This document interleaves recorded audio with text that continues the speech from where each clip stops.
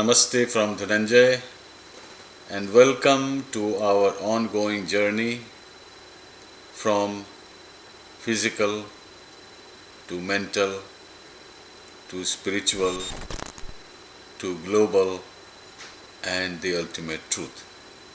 Sometimes it can be a long journey, so to make it easier, we have taken it step by step.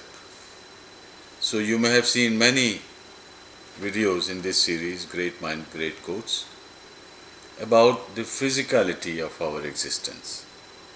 The physical material life, the world, the desires, the goals, the achievements, etc. And we have also talked about the mental and psychological aspect of our being. And many quotations from great minds I have shared with you. We have also talked about the self, the soul.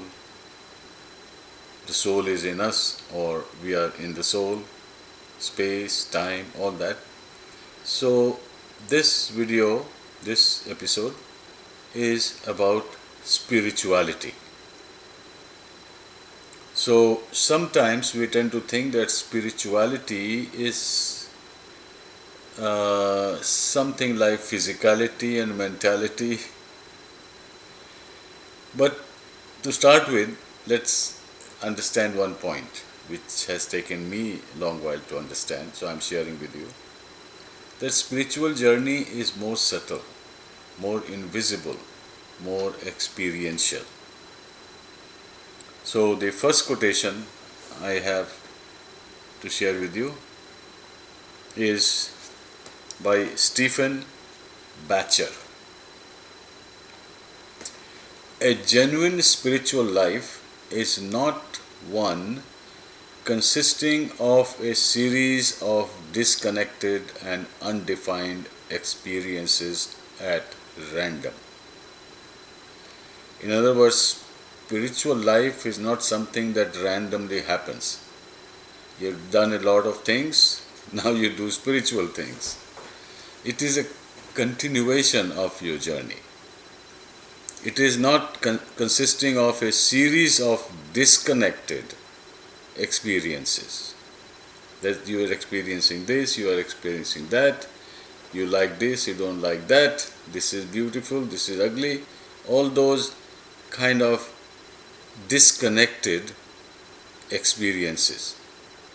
And also, this quotation says, not only disconnected, but undefined. That what is the meaning? They are not only disconnected, they do not give us or we do not extract meaning from those disconnected experiences.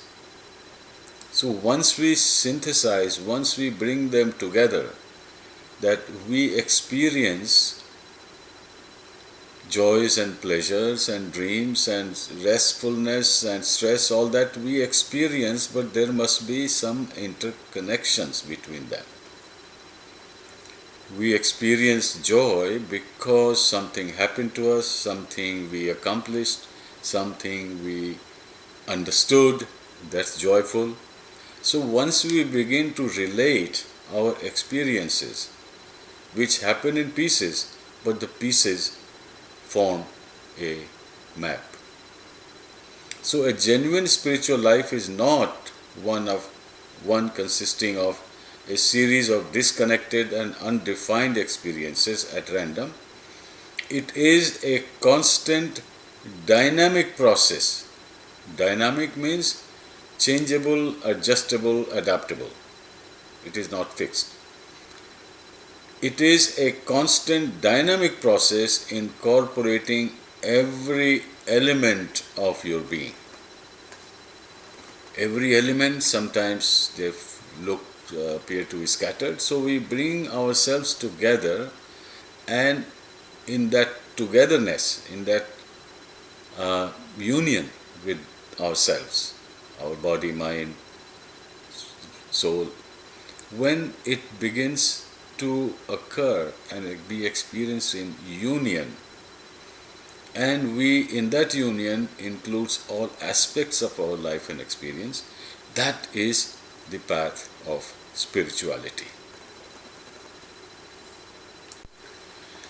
Now this one is a rather subtle quotation by Nisargadatta Maharaj. Sadhana or spiritual practice is the search for what you have not given up. Which means if you have given up, then there is no need to search. But you are searching something you have not given up. You have not given up the search for truth, reality, the ultimate understanding of existence. This you have not given up. Or knowing yourself to the core, you have not given up. So sadhana, practice, is the search for what you have not given up, and then giving it up. Which means after all the arduous journey of spirituality and searching, in the end you realize that what you are searching is exactly what you are. So when the search ends or search is given up, that is the ultimate goal of sadhana or spiritual practice. Now this quotation by Carol Horning is a reminder or a caution. The body must be nourished. Obviously, it must be nourished to remain healthy and functioning. The body must be nourished physically, emotionally, and spiritually. Because a well-nourished, healthy, happy body and mind are necessary for continuing on the journey to spiritual wellness and spiritual awareness. The body must be nourished physically, emotionally, and spiritually. We are spiritually starved in this culture. Not underfed, but undernourished. So this is a very, very critical caution that in our culture we are well fed physically and we think a lot, imagine a lot, so there is a lot of mental activity, but we are spiritually underfed. That doesn't mean starving, but what we eat here, eating in our spiritual journey, is how we maintain our body and how balanced our mind is. If the mind is overfed, which means overthinking, busy, stressed, distracted, and full of all the mental afflictions, that is overfed mind for a spiritual practice. So it is better to not overfeed your body and mind, but keep it well nourished. Well nourished means something that helps you in your journey, something doesn't make you sick physically or mentally, and something that doesn't keep you tired and lethargic physically and mentally. So a well nourished body and mind is much more useful in reaching your goal than an overfed but malnourished. A well-nourished body-mind is helpful. A malnourished but overfed body and mind is an obstacle. Now this quotation by Ramana Maharshi gives us a measuring device.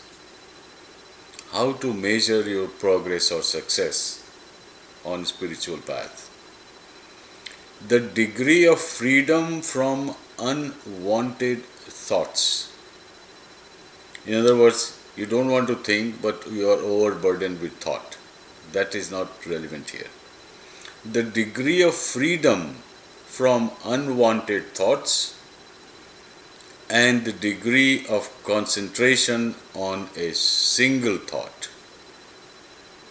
So the journey from distracted, scattered mind to a focused, concentrated mind, which means you can concentrate on one thought, one idea, one vision, one goal, and only consider what is relevant to that one point of concentration. That is a measure of success.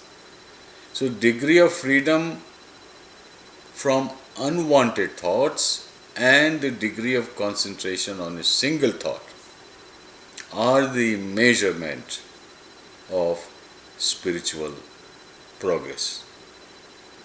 So, the more concentrated, focused you are, less engaged in unwanted thoughts, is the measure of progress on spirituality. In the next quotation, Albert Einstein shares his personal journey. That's very interesting. The ideals which have lighted my way, that was he sharing, his ideals. The ideals which have lighted my way and time after time have given me new courage to face life cheerfully have been kindness, beauty, and truth. So we are familiar with this concept, but learning this from Albert Einstein further solidifies or strengthens our conviction. So the ideals which have lighted my way and time after time have given me new courage to face life cheerfully is what? Kindness, beauty, and truth. Satyam, Shivam, Sundaram. This is a serious caution and warning from Swami Vivekanand. The main spring of strength, source of strength for every race, human race, lies in its spirituality, and death of that race begins the day spirituality wanes and materialism gains ground.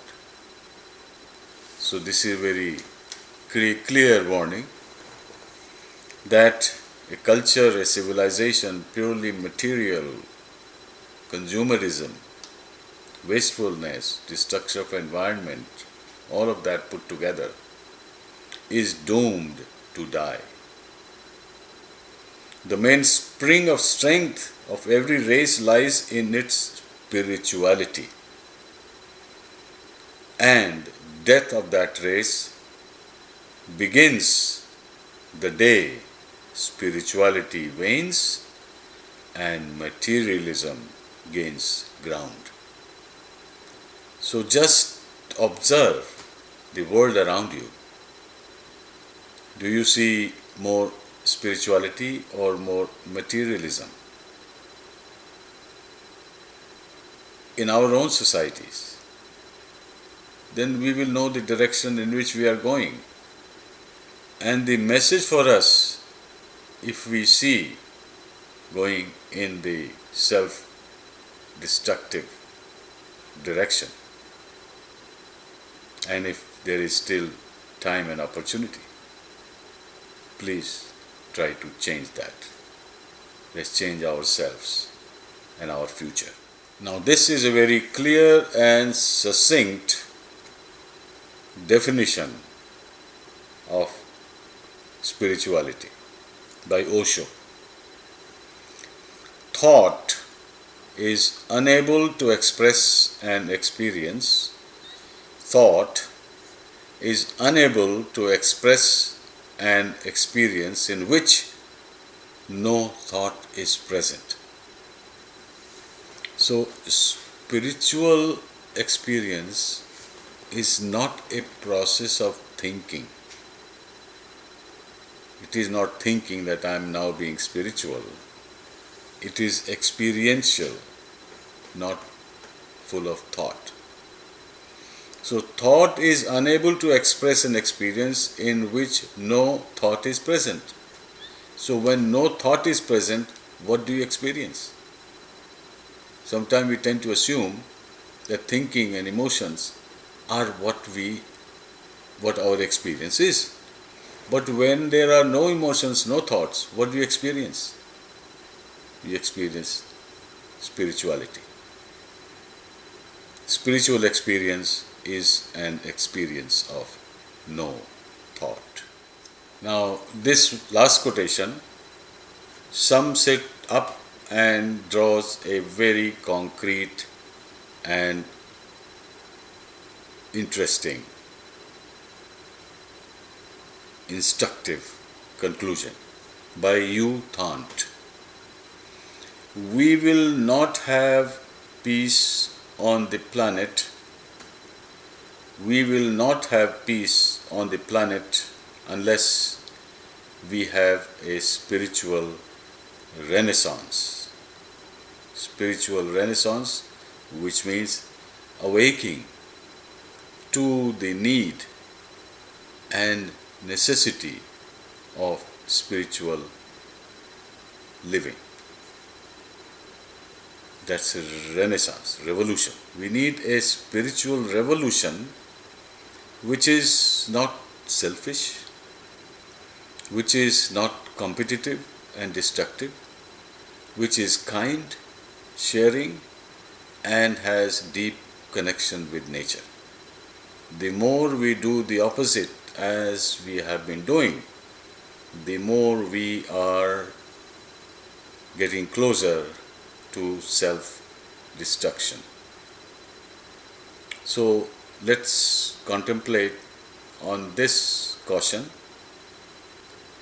We will not have peace on the planet unless we have a spiritual renaissance. Wish you